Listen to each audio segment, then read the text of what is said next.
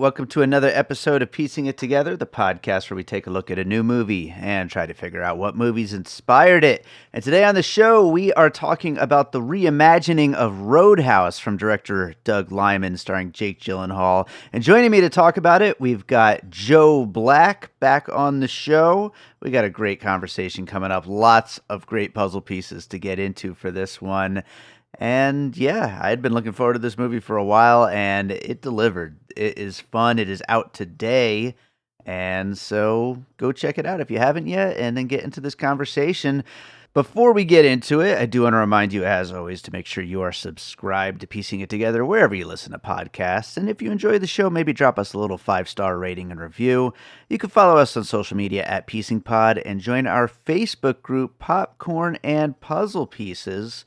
Also, at the time of this recording, next week we're doing another live Piecing It Together. This one's going to be on Godzilla x Kong. It's going to be over at Maya Cinemas in North Las Vegas. The guest on this episode, Joe Black, will be joining us, as well as Michael Keane and Sam Novak. We've got a great lineup. It's going to be a really fun time. Again, it's at Maya Cinemas. That is next Thursday, March 28th, 6 p.m. If you're in Las Vegas, I hope to see you there. And with that said, let's get to this conversation about Roadhouse. Joe Black is back with us. And Joe, I got one question for you. Are you ready to talk about fucking Roadhouse? Finally. I mean, I've been sitting on this for a year. So, yes. I know. I'm excited. This is going to be a fun one. I know that you have been kind of just hinting at me for a while now, like, Dave, you are going to love this movie. And I had a blast with it. I had a great time with it. And it's going to be interesting to see where we go with puzzle pieces and whatnot. But tell me briefly, you already know that I just watched the original Roadhouse for the first time this year. But tell me about your history with Roadhouse. Oh, Roadhouse is, to me, it's like, they say there's no such thing as perfect films, but Roadhouse begs to differ. Yeah. It's a movie that, I know that it has so when I was in film school, we got a new film professor, and one of the scripts, he used to be a script supervisor or a script reader, and he was telling us about one of the scripts he passed on was Roadhouse. Mm-hmm. And I was like, I've heard of that movie. Like, you passed on it and it was a huge hit. How does that make you qualified to do this job? So I watched Roadhouse and I was like floored by it. I didn't even know how to process it. And, I know that it has that reputation for like, so cheesy, it's great, and like everybody now because of the Family Guy thing. I actually, of course, disagree with that. I think that there's a handful of films that are so perfectly tapped into the 80s in a metaphysical way that they're almost like religious artifacts of the time. Yeah. Like they're like the perfect spiritual representation of an entire generation, really. You know what I mean? The Reagan and era. not just movies in the 80s, but life in the 80s. Roadhouse, the original. Right. That, and movies like that, like Roadhouse and like Footloose is another one that I would put in that category. Movies that like we look back at them and laugh, but honestly, when we really watch them, they have something figured out that we haven't and or have forgotten. I think Roadhouse is like just an absolute masterpiece. So when I heard that they were doing a remake, I was like, oh boy. And then that it was Doug Liman, I was like, oh boy. And then when I heard that it was Jake Gyllenhaal, I was like, holy fuck, like what's happening? And I got to see a test screening of it last year, and I went ready with my own red pen, you know what I mean, to really let him have it afterward on that. And I was mesmerized by it. I could not believe what they chose to do, which we'll get into with my puzzle pieces, which I'm warning you up front are kind of weird. Yeah, I'm sure. They're but I and what really impressed me the most is that they found a way to make a film that is simple and timeless, and I don't mean either of those things as a criticism or condescension. Sure. Like this is an undefined. It's almost mythical in a way. It's archetypal. So I'm really looking forward to talking about it. I'm glad you finally got to see it because like I said, my first thought as I was watching it, especially like the boat chase at the end with the flipping, I was like, oh, I can't wait till David sees this. We are here. This is Yeah. it. Yeah. No, and I should say, before we get to puzzle pieces, one other thing, because, your enthusiasm for this movie, I wasn't quite as big on it as you are. And I think there are two very important reasons. Number one is because, like I said, I just watched Roadhouse for the first time this year, and it's so goddamn good. Like, I Right. gave it a 4.5 on Letterboxd because it was my first time. Next time, it's a 5 easy. Like, it's so damn good. Everything you just said about it, you're 100% right. But number two is I couldn't see it in a theater. Obviously, Mhm. we don't need to go on a whole long tangent about everything that went on behind the scenes and why Doug Liman took a deal and now it's a streamer only and blah blah blah. But the bottom line is I would have had so much of a better time with this in a theater, surrounded by like-minded people, just laughing and yelling along and everything. Yeah, I did have the fortune of seeing it large Lucky. format, and when I found out that it was not going to get released that way, my heart was broken. But then I found out it was coming out on my birthday, and I was like, well, sucks to That be everyone works. else, I guess. I Yeah, also do for know that, sure. like, I actually have a little bit more of an inside scoop into the Doug Liman thing, Mm. that I won't get into, but I will say that the best thing to come out of Doug Liman and his disputes with Amazon and his dealings is that I accidentally ended up with one of Doug Liman's hats, his personal hat, because of this whole debacle. And I'll cherish it forever. So, Amazing. Amazing. Well, let's start getting into some puzzle pieces. What is your first puzzle piece for this remake of Roadhouse? okay, so I'm a Florida boy, Mm. as some may know, and I admittedly have like a real soft spot for stuff that is like so Floridian. Hmm. Like this movie, like The Beach Bum is a great example. That movie is so Florida, or Sure. Gene Hackman's Night Moves. That's so. And so the one that came to mind the most, though, for me was a film called 92 in the Shade, Mm. um, which is a Warren Oates, Peter Fonda film about two men who work for like, and Harry Dean Stanton, two men who work for competing uh, fishing tour boat companies. One of them is Peter Okay. Fonda, this new to town up and comer, and he's kind of going up against these local legends who do it, and the local legends can't really stand for the competition, and it starts to turn deadly. Um, Hmm. and that movie is just like Florida in a way that anyone not from there could never understand. It's so sweaty, it's so muggy, but it's also just so lush and beautiful, and it mostly takes place on the water. Um, and it does have kind of and I think that this new Roadhouse, my favorite thing about it was that like I felt like I was back in Florida watching it. Uh-huh. Like not even like the ideal version of Florida, but like the version of Florida that comes to mind when you hear people shit talking it. You're like, no, but like it is kind of dope, like this like backwater rural kind of feeling. But there's like this level of like I don't know, like good vibes. It's not like scary South like Georgia. It's like good vibe South. You know what I mean? Sure. Yeah. Shoes are an option. You know what I mean? That's Yeah. and I really love that this and it being set there in Florida versus Texas, I think really sets us off on a good foot to tell a different story.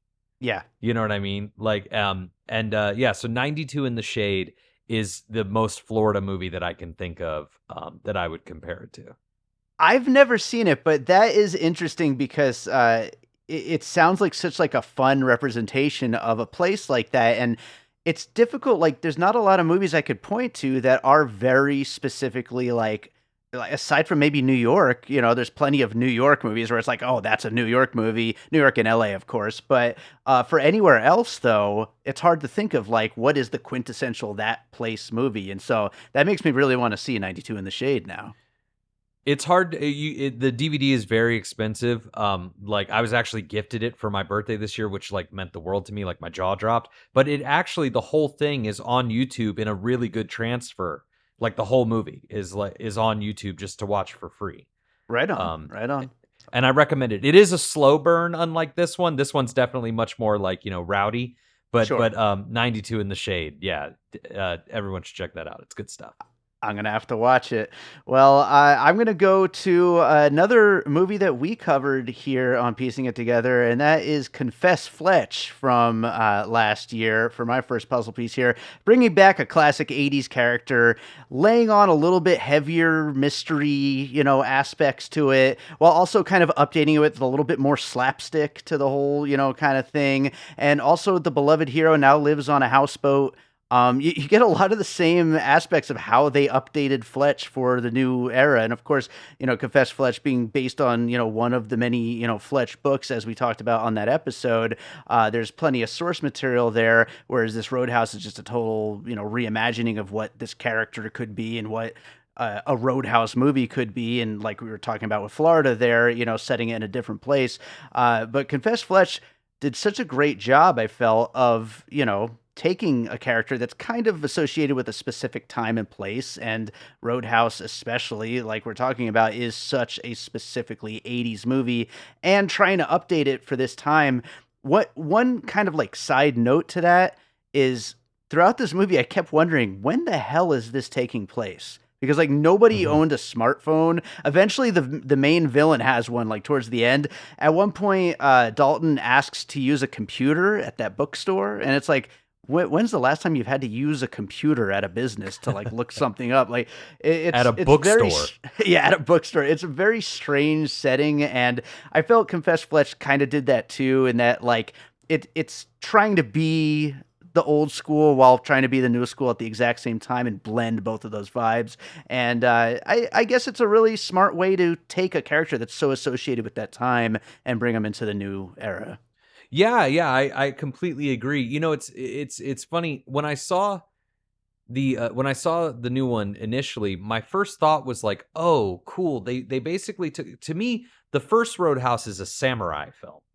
He literally gets hired to do this. It's almost like Yojimbo. He gets hired to do this job, and like he doesn't get personally invested in it. He's like zened his way out of that kind of thing. I mean, he falls in love or whatever, but like he even has that line in the original where he's like, "Yeah, same story, different town."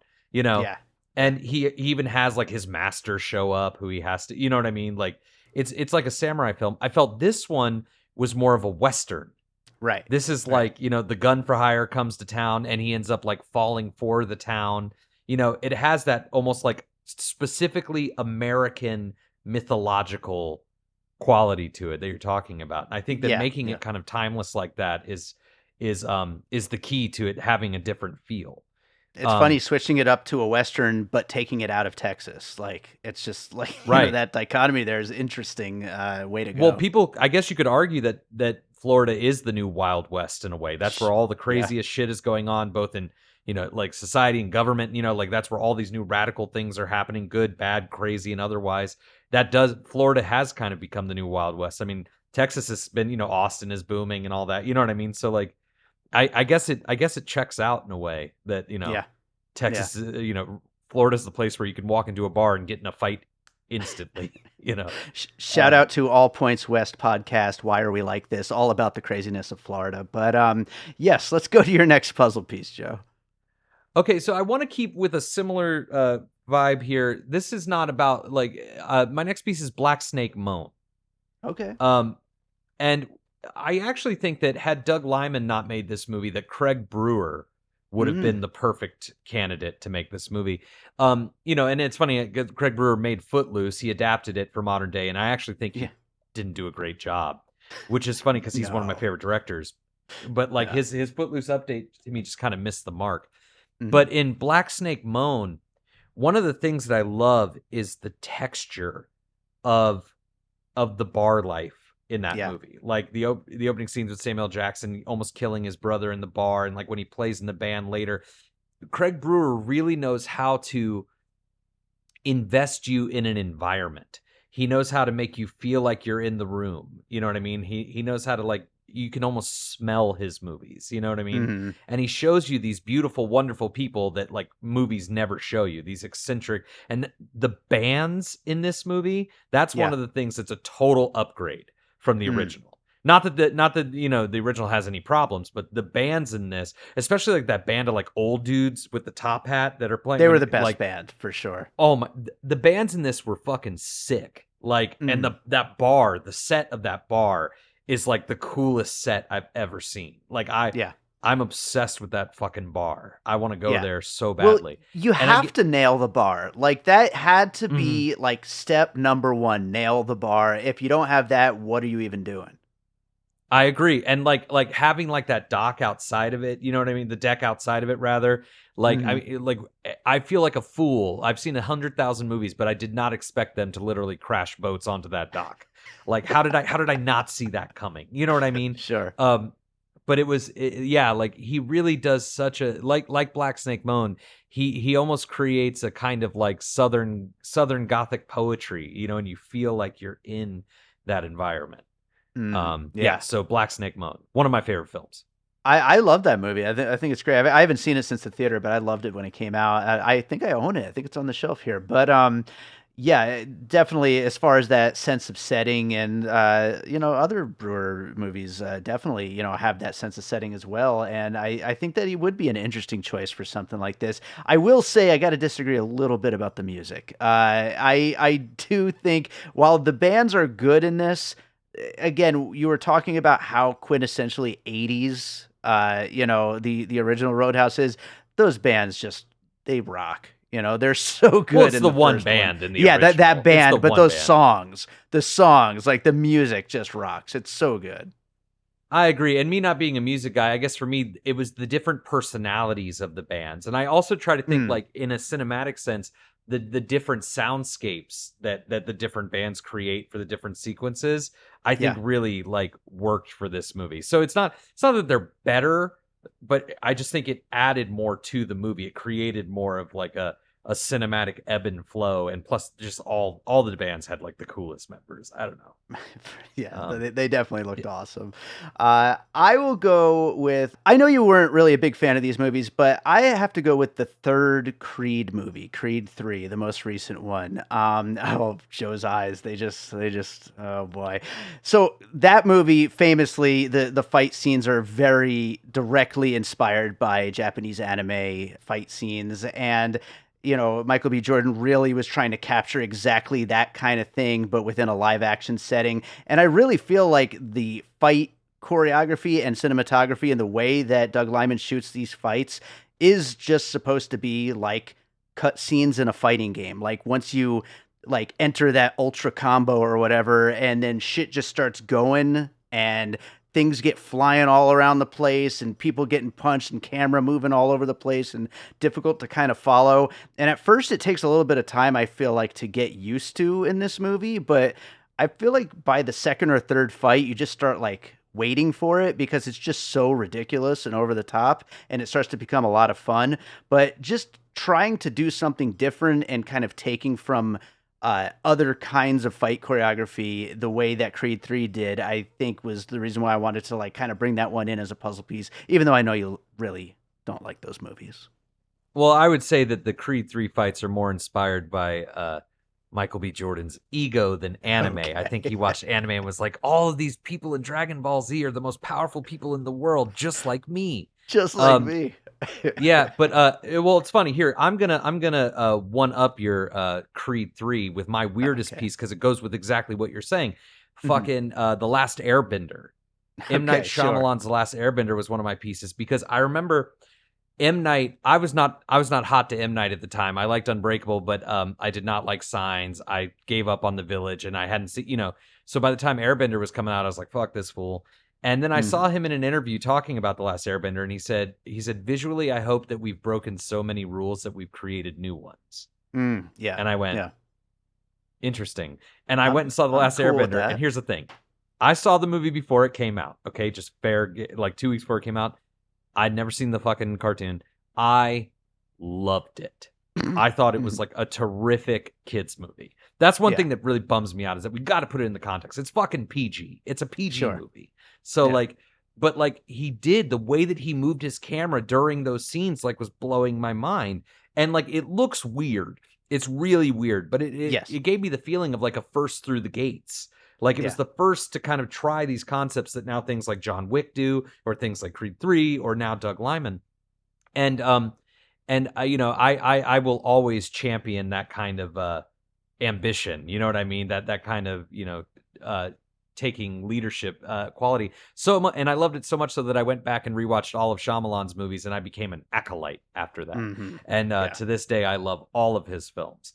But yeah, Last Airbender did that same thing. I actually, to be fair, I didn't see Creed 3, but only because I've seen the first two. So Yeah, sure. I Fair, had no fair. reason to see 3. And if you lived out here in LA, like every billboard was him just like raising his hands like he's Rocky, and Yeah. nothing made me more upset. So I'm Mhm. shaking it off. Yeah. But yeah, Last Airbender and Creed 3 definitely inspired this film. Let's go to a different boxing movie and go with Southpaw for my next puzzle piece here. As far as Jake Gyllenhaal is concerned, his insanely jacked physique, is probably half of the reason this movie actually got funding and got off the ground. And, Southpaw showed it off first. And it's kind of a darker, more grounded version of what, happens to this fighter and, kind of losing his, composure and throwing his career away, but then trying to bring it back here instead of bringing it back actually in the ring, bringing it back, in this alternative way of being a bouncer. But they do kind of have similar, arcs as far as characters are concerned, but mainly just talking Jake Gyllenhaal looks like he could destroy anybody in this movie. It's insane.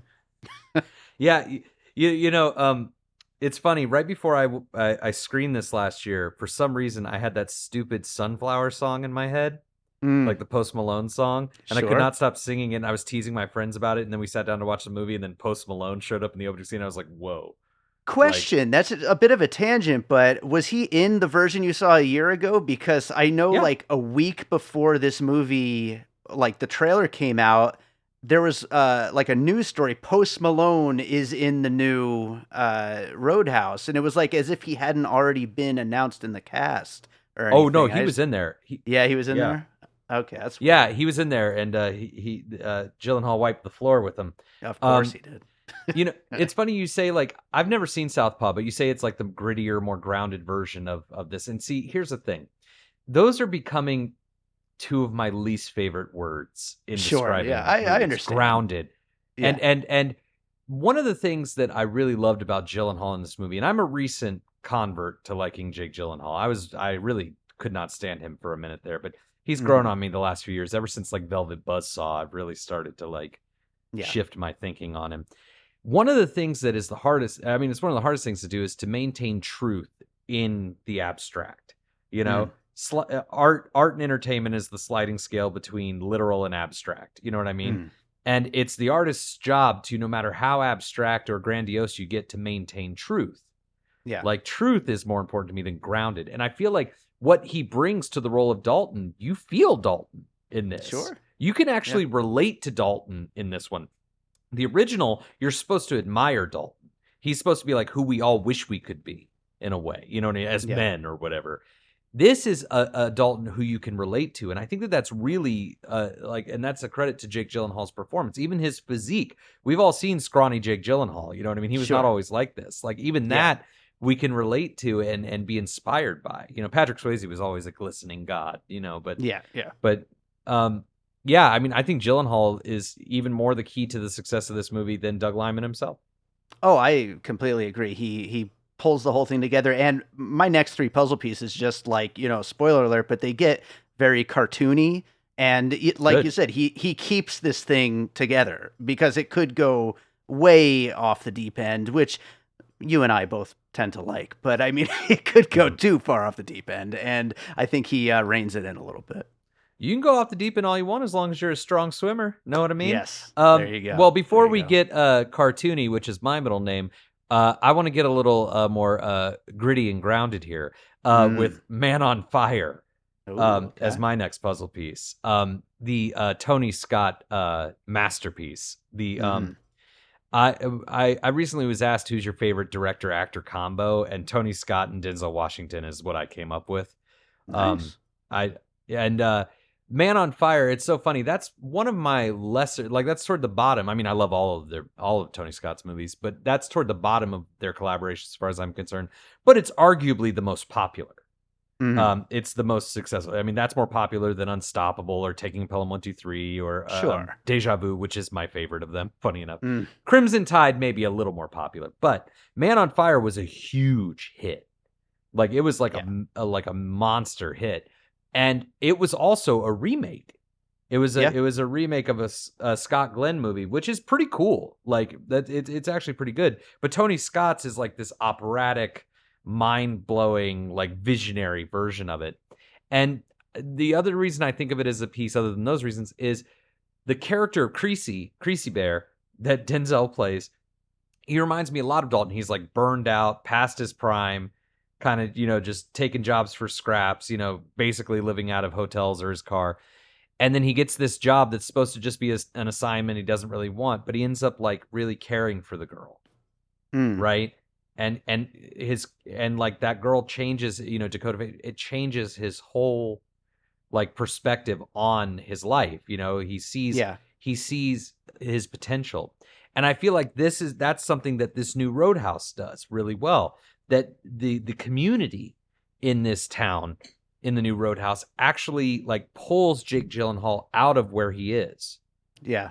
And the second half becomes him fighting to actually protect this new community. It's almost holy to him in a way. And the original Roadhouse, he's doing a job, and it's more about stopping the bad guys. This one is more about saving the people he loves. That's a slight Last Jedi reference there, which I know both of you and I like. Yes, but yeah, so like that's why Man on Fire really comes to mind. Yeah, no, absolutely. And it wasn't on my list. Hopefully I'm not stepping on a piece for you, but the Equalizer movies with Denzel, like that's kind of, especially the third one, wouldn't you call that right in that same vein? Absolutely. I think that's Denzel at his best. I mean, I think you could argue that The Book of Eli is very similar. The only problem with that movie is that it's Mila Kunis who does the changing. And I mean, yeah, right. Okay, I can only suspend my disbelief so much.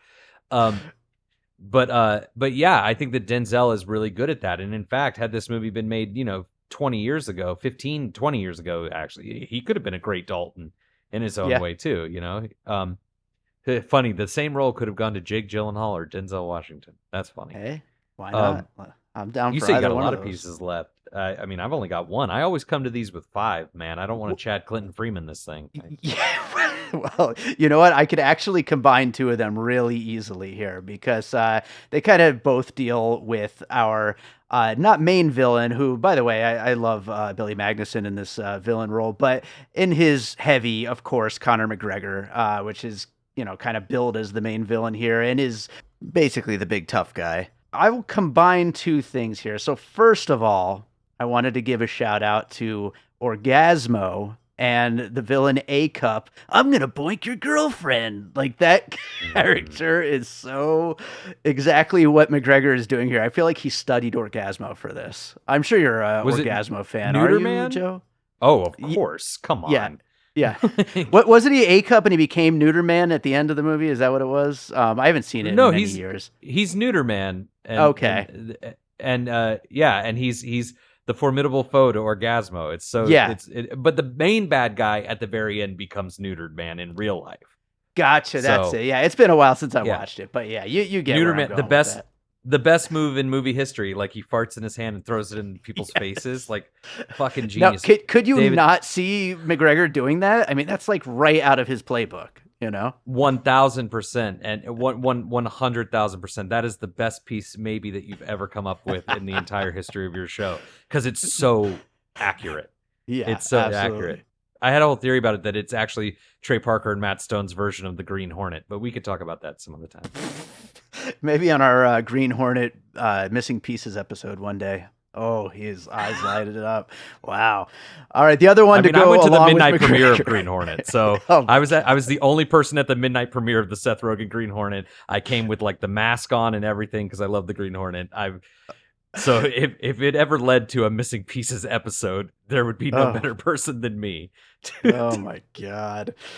The other one to go along with McGregor would be Michael Bay's version of the Teenage Mutant Ninja Turtles movies. As far as this movie basically being a live action cartoon, it's so heightened. It's so ridiculous. Once the action kicks in, it's really easy to see why critics aren't really digging this Roadhouse movie, even though I feel like most people who watch it are really enjoying it. But from what I've seen so far, a lot of critics are not into it in the same way as that Teenage Mutant Ninja Turtles. It's just so over the top, so ridiculous, and so like a cartoon brought to life, especially with those fight scenes. I think that there's a lot of Michael Bay in this in general, but I thought that would be the example to go with. Well, the guy who actually directed that Ninja Turtles movie, he's a pretty good director. I'm forgetting his name. Yeah, And I can never remember. what's really funny is that he directed a movie that directly relates to my next and last puzzle piece. But to your Ninja Turtles thing, one, I thought critics liked this movie. I thought it had like a 70% on Rotten Tomatoes last I checked. Maybe it does. Last I saw there, everybody was talking about how it was just like a shadow of the original and kind of pointless. And I don't know, maybe the tides turned today now that it's like actually coming out. Maybe that's all that with those new the shortening of the leash on hate speech on X. Maybe that's what you're seeing. It's just sure. that an offshoot of that. But thanks, Elon. You ruined Roadhouse. Yeah, But no, I think that it's going to be really sad that your listeners are going to hear this and think, these two guys like this movie and they're comparing it to the Michael Bay Ninja Turtles, The Last Airbender. I love Michael Bay. I love the Ninja Turtles. I think that the first Ninja Turtles that Michael Bay produced, not directed, right. Is unwatchably bad. I think the second one is actually really good. I agree completely. The second one is where it like really kind of came into its own. Right. It's where and the first one famously got all tampered with because when Iron Man 3 came out, everybody was all mad about the Mandalorian thing. And that was kind of the part of the plot line of the Ninja Turtles where William Fichtner was going to be Shredder and they didn't want to do the same bait and switch with audiences because of how so they reshot the ending and it makes no sense. I mean, that's kind of the least of that movie's problems, I guess. But the second one was like watching an episode of the cartoon series. Sure. And I'm going to see it tomorrow. I'm going to see Ghostbusters Frozen Empire tomorrow. And I'm hoping the same. I'm hoping that this is just like an episode of the real Ghostbusters animated series as well. Yeah. I think that would be the best case scenario for that movie, but we'll see what happens. But yeah. Yeah. Well, I'm a true fan, unlike you, so whatever. Yeah, of course. What's your last? You just piece, like Joe? Muncher. Yeah. Well, my last piece. You're not wrong. My last piece, like I said, is kind of related to the Ninja Turtles. The guy who directed that Ninja Turtles movie, I wish I could remember his name because he's actually a good director. He directed Texas Chainsaw Massacre: The Beginning, which was the prequel to the remake of Texas Chainsaw Massacre. Okay. Which I think is actually maybe the second best Texas Chainsaw Massacre movie next to the original. And I hope if I ever accidentally won an Oscar and got to make a blank check movie, it would be a remake of Texas Chainsaw Massacre: The Beginning with the exact same screenplay. Let's figure this out really quick. Your dream post-Oscar project is a remake of a prequel of the remake of the Texas Chainsaw. Did I line that up correctly? Yeah, with the same script. Okay. Because I think that the guy who directed it is a really good director, but I don't think he understood the subtext of that script. I think the subtext of that script is like mind-blowingly like powerful. So that's the vanity project. But my puzzle piece is actually just the Michael Bay remake of a produced remake of the Texas Chainsaw Massacre. Okay. That's my puzzle piece. And here's my reason. I also love this movie. The original Texas Chainsaw Massacre is one of my favorite movies of all time, let alone horror films. But I thought that I actually like all of the Chainsaw Massacre movies, including the one that came out last year, including the Leatherface prequel. The only one I don't like is the 3D one that came out years and years ago in 2013. Anyways, the genius of the remake to Texas Chainsaw Massacre is that the original is like almost so real that that's what makes it scary. Like you don't even feel like you're watching a movie. You know what I mean? Like the way that it's shot, the way it's written, the way it feels almost like a documentary. And for the new one, the Michael Bay produced one, they went 100% in hard on making it a movie. I mean, they got like an A-list cast of modern looking, pretty people playing 70s, grubs. They threw on a Lynyrd Skynyrd soundtrack. There's lots of crazy shots. It's over art directed. All this in a positive. It's a total 100% movie. And I think Yes. that was Yeah. the right move to make. It helps separate and differentiate you from the original. You know what I Yeah. mean? And I actually kind of wish that the Evil Dead franchise had done the reverse of that, where like I thought that like the original Evil Dead was such a great like movie. It was so Mm-hmm. cartoony and awesome that the only way the remake could have worked, in my opinion, was if they had made it so real that you don't even feel like you're watching a movie.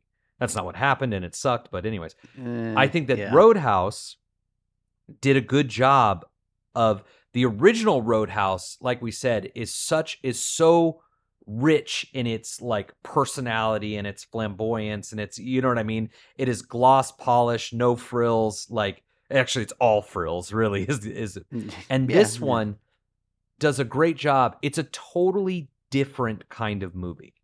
Mm-hmm. This one is something you're supposed to be able to relate to more. This is something you're supposed to be able to invest in the world more. This is actually like we said, kind of just like a timeless, clean classic, you know?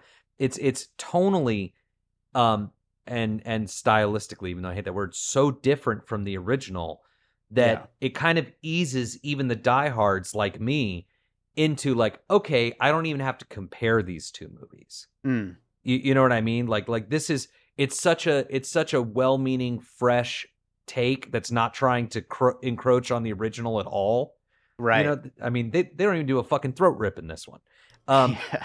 That it actually eased me into the movie, and I was able to open myself up to it because of that. So It's funny you say that. I kind of hinted at this in my Letterboxd review, but like, and this kind of goes with that Texas Chainsaw Massacre remake as a puzzle piece here. But I was thinking this movie, it's made less as a remake and more as just a perfect companion piece for that original Mhm. Roadhouse, and that's exactly that. I feel like you're saying, it's like one version and another version that do not cancel each other out at all. They just are two different takes on the kind of material. And so you really are left, unlike sometimes with remakes, it does feel like they're trying to replace the original, but it really doesn't feel like that here. Absolutely, and I think that actually goes kind of along with the Florida vibe. Because Mm. like Florida people, they just, hey man, I'm in Florida, just leave me alone. Like, Yeah. just don't be a dick. You know what I mean? Like Yeah. that's kind of, and that I think is kind of the tone of the movie. It's like, hey man, like, you know, this is our house. Like, you know, we're your neighbor. That's all. Yeah. Like, leave us alone. We're just hanging.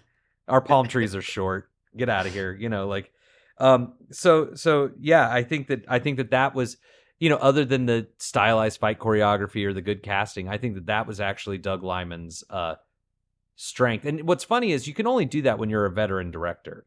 You can Mhm. like when you're not still trying to prove yourself, when you're not trying to make your mark, when you're not trying, you know. And I mean, he's been doing this shit for 30 years now. You know what Oh I yeah. mean? So he's got nothing left to prove. He just wants to do good work, you know? Yeah. And you know, so more power to him. And like, look, I don't know if this is ever going to get a physical release. I highly doubt it. But if it did, you know, I will happily put it on the shelf right next to the OG. Yeah. You know what I mean? Yeah. Absolutely. Absolutely.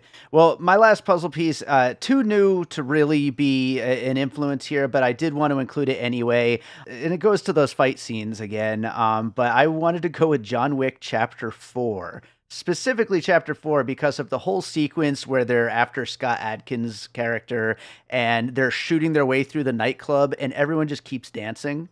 And Mm-hmm. I was just dying during this movie, how they're just everybody is just constantly breaking out into fights, but people are just drinking, having conversations like it's nothing. The band keeps on playing, which of course is a staple of the original, but everything just keeps on going as if nothing's happening while people are just like stabbing each other with knives and just breaking tables over each other's heads. And it just totally reminded me of just the madness in that whole nightclub sequence in John Wick Chapter 4 and how everybody just keeps on partying. And I just love that about both of these movies, really.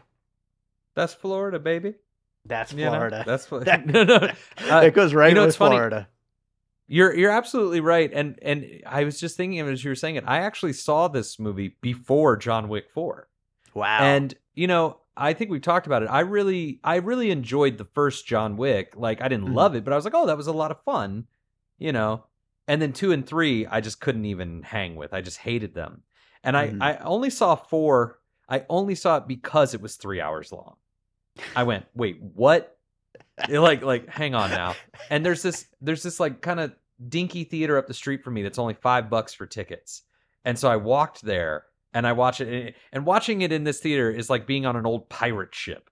And you know that meme where like they show like, a movie being projected onto a cow or something. Yeah. It's like Dunkirk, and it's like how Christopher Nolan really wanted to. That's what it's like going to this theater. Yeah. So I went and saw John Wick in that environment, out of spite, the fourth one, and I thought it was terrific. Yeah. I thought it was like it was one of my favorite movies of last year. I feel like they really found themselves in a way. But again, I think it's because it's the last one, air quotes. Because he dies at the end. Spoilers. Yeah. They have nothing left to prove. Yeah. Like it was more about just like making the movie that they all wanted to make versus making something that like earned them anything. It was their victory lap movie in a way. Like we rose this franchise from the ashes, and now we just we don't need to make any more. Well, and now isn't he remaking Highlander? Speaking of the 80s, cool. I'm 100% in. Get McGregor to be the villain in that too. He could be the Kurgan. Let's do it. That'd amazing. Be dope. You'd have to get Tom Cruise to be the Highlander though, because they're the same height. Yeah. And to your thing about Jake Gyllenhaal, I mean, it's pretty hard to be convincing that a Hollywood actor could go toe to toe with him, with McGregor. And it never even occurred to me, that like I was watching an actor versus a real, MMA fighter. No, for sure. Well, I'm going to read down the list of puzzle pieces here. We'll get into some closing thoughts on Roadhouse. We talked about 92 in the Shade, Confess Fletch, Black Snake Moan, Creed 3, The Last Airbender, Southpaw, Man on Fire, threw Equalizer in there as well, Orgazmo, Teenage Mutant Ninja Turtles, Texas Chainsaw Massacre, the remake, and John Wick Chapter 4. I think we got into a lot of really interesting stuff here. Like you said, a couple of movies that people are going to be like, oh boy, when they hear that we included them. But some great stuff too. This movie, it's kind of crazy that it worked out the way it did. I agree. I mean, but again, you get a veteran director who's, you get a good actor, and you do it for the right reasons, with the right backing. And what do you know? You know what I mean? Can I tell you the moment in this movie when I was like, okay, yeah, Joe's right, I'm gonna love this movie? It's towards the beginning of the movie. There's these bullies that walk into the bar, and they're like bullying everybody and just like, fucking with everybody. And the one tall guy starts breaking pool cues. He's breaking them over his knee, and then he just grabs another pool cue and he goes, another one, and then breaks it. Why did he say another one? Like, amazing. That's incredible stuff. Awesome. I'm thinking about it. Maybe one of the reasons why people are so open to this movie, because like you said, the people who have seen it seem to be digging it. You know what I mean? Maybe part of the reason, maybe it is in a way a blessing that it didn't get a big theatrical release, because I think we have expectations with tentpole movies, and tentpole movies these days like demand so much of us. They demand that we're a fan before we even go. Like we have to draw our line in the sand about it before we even go, and it's like exhausting and taxing to actually. And like there may be something to this like movie that had it come out in theaters would be 100% divisive, 100. You know what I mean?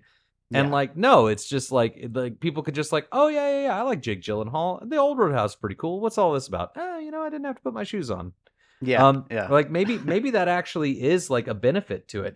I'm a theater junkie, so it wouldn't matter to me anyway. And obviously, I have no shame with my preferences. I was the one who put Airbender on there, for God's sake. But I think that maybe it's a blessing in disguise. But at the same time, for people like you and me, for like movie fans, not even this new cinephile culture that I can't that you dip your toe in more than I, sir. But for movie fans, I think that this is a win.